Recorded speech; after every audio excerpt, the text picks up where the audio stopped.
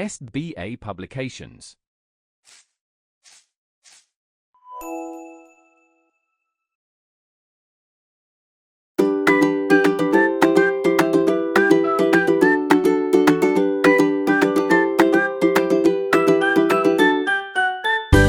नमस्कार प्यारे बच्चों, कैसे हैं आप सभी लोग। उम्मीद करती हूँ आप सभी लोग अपने अपने स्थान पे स्वस्थ होंगे। बच्चों, मैं विनीता नौटियाल आज आपको पढ़ाऊंगी आपका पाठ 21 जिसका विषय है कहानी लेखन। प्राचीन काल से कहानी का संबंध मानव जीवन से जुड़ा हुआ है। तब कहानी का मौखिक रूप प्रचलित था। बच्चों को दादी या नानी द्वारा सुनाई गई कहानियां मनोरंजक लगती थी। कहानियों में कोई ना कोई शिक्षा जरूर मिलती थी। कहानी लिखना एक कला है। हर कहानी का लेखक अपने ढंग से कहानी लिखकर उसमें विशेषता पैदा कर देता है। लेखक की भाषा शैली पर ही निर्भर करता है कि कहानी के कथानक पात्र या वातावरण किस तरह के हों। बच्चों, इसमें बताया गया है कि कहानी लिखना लेखक की कला है।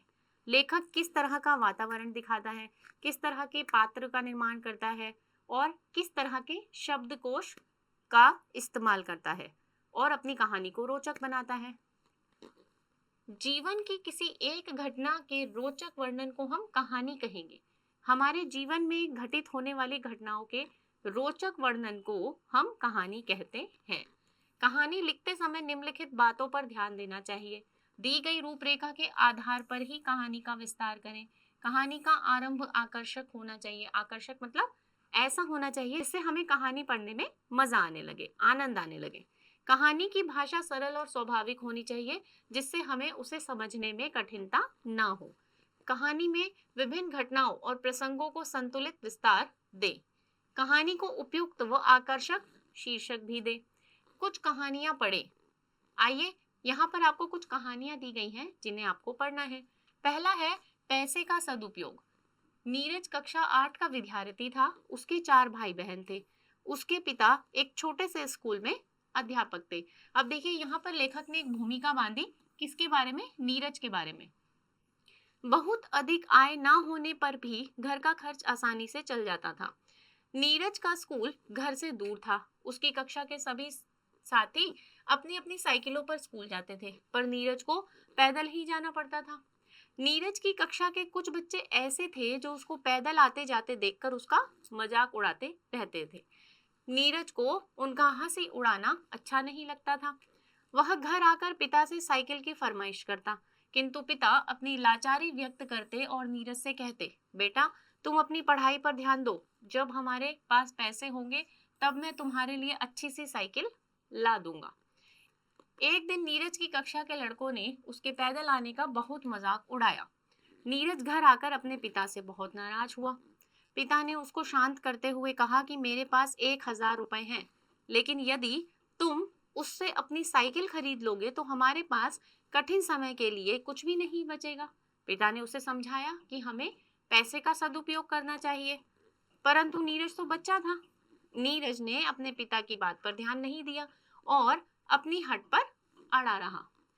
पिता ने उसका आग्रह देख पैसे दे दिए। नीरज भागता हुआ साइकिल की दुकान पर पहुंचा। वहां से अच्छी सी साइकिल खरीदकर उसने अपने दोस्तों को दिखाने पहुंचा।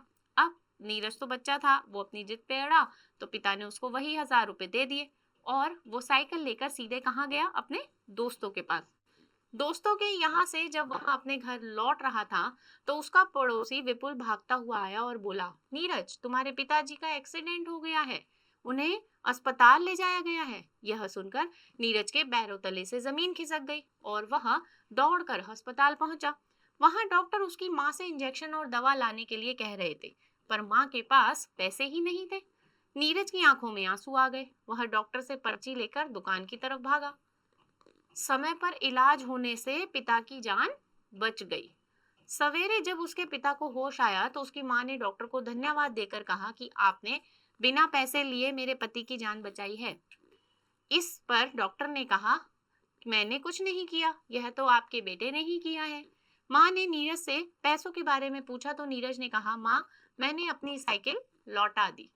यह सुनकर माँ की आंखों में आंसू भर आए। उसने नीरज को गले लगाते हुए कहा, बेटा जब भी हमारे पास पैसे होंगे हम तुम्हें साइकिल अवश्य ले देंगे। नीरज पैसे के सदुपयोग की बात अच्छी तरह समझ गया था। उसने अपने आंसू छिपाने के लिए सिर झुका दिया। तो बच्चों, ये था आपका एक विषय। अब देखिए दूसरा विषय, मधुर वाणी का प्रभाव। ये एक और कहानी है जिसमें आपको बताया गया है कि हमारी मधुर वाणी का प्रभाव कैसा होता है। विजयगढ़ में एक राजा थे जिनका नाम था राजा अश्विनी सिंह। वे बहुत वीर प्रतापी और तेजस्वी थे। उनके राज्य में सभी लोग सुखी थे। राजा होने के बावजूद उन्हें अहंकार नहीं था। उनके करीबी मंत्रीगण कहते थे कि राजा की वाणी में सरस्वती विराजमान है। एक बार गर्मी के दिनों की बात है। राजा अश्विनी अपने सेवकों के साथ शिकार पर गए थे। दोपहर तक उन्हें कोई शिकार ना मिला। वे थक गए और एक पेड़ के नीचे विश्राम करने लगे। सभी प्यासे थे। प्यास से उनके मुख सूख रहे थे। राजा ने एक सेवक को पानी ढूंढकर लाने को कहा। सेवक पानी की खोज में चला गया। थोड़ी ही दूर पर उसे एक झोपड़ी मिल गई। वहां जाकर उसने देखा कि झोपड़ी के बाहर एक अंधा और बूढ़ा व्यक्ति बैठा है। राजा के सेवक ने उस बूढ़े व्यक्ति से कहा, ओ अंधे, इस राज्य के महाराजा के लिए थोड़ा पानी दे दो।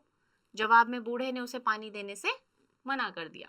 इस बात से सेवक क्रोधित हो गया। उसने कहा, हे दुष्ट, तेरा इतना साहस, अभी महाराज से तेरी शिकायत करता हूँ। सेवक ने लौटकर महाराज को पूरी घटना से अवगत कराया। इस बार राजा ने अपने मंत्री को पानी लाने भेजा। मंत्री महोदय बूढ़े व्यक्ति के पास पहुंचकर अति दंभ से बोला, ओ सूरदास, थोड़ा पानी दे दो, महाराज प्यासे हैं। वृद्ध व्यक्ति ने उन्हें भी निराश लौटा दिया। मंत्री ने भी महाराज को पूरी बात से अवगत कराया। अब महाराज ने स्वयं उस वृद्ध के पास जाने का निश्चय किया। महाराज ने वृद्ध के पास पहुंचकर पहले उन्हें प्रणाम किया, फिर कहा, बाबा, मुझे प्यास लगी है, क्या आप थोड़ा पानी देने की कृपा करेंगे? इस बार वृद्ध व्यक्ति ने राजा को आशीर्वाद दिया और बैठने को आसन दिया, फिर पीने के लिए शीतल जल दिया। पानी पीकर राजा को शांति मिली। फिर राजा ने वृद्ध व्यक्ति से पूछा, बाबा, आपने मुझे पानी पिलाया परंतु मेरे सेवकों को पानी देने से क्यों मना कर दिया था? इस पर वृद्ध व्यक्ति ने कहा, महाराज, मेरा उद्देश्य उन्हें प्यासा रखना नहीं था, परंतु उनकी वाणी में कटुता तथा अहंकार का भाव था। आपकी वाणी में मधुरता है। मधुर वाणी सभी को प्रभावित एवं मोहित करती है। यह कहते हुए वृद्ध ने उन सेवकों को भी जल पिलाया। राजा ने अपने सेवकों के कटु व्यवहार के लिए उस वृद्ध व्यक्ति से क्षमा मांगी और अपने नगर लौट आया। शिक्षा देखिए, मधुर वाणी से हम हर किसी का हृदय जीत सकते हैं। तो ये थी बच्चों हमारी आज की दूसरी कहानी।